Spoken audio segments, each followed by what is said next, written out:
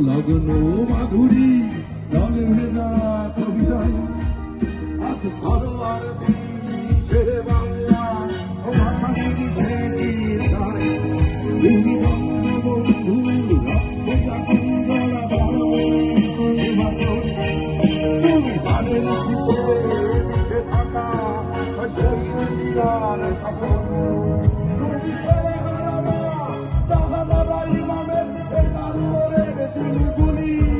তুমি জসিমুদ্দিনের নকশিকা ধারণা প্রথম সোনার ধরি যারা দেশকে ভালোবাসে একটু হাত তুলে একসাথে হবে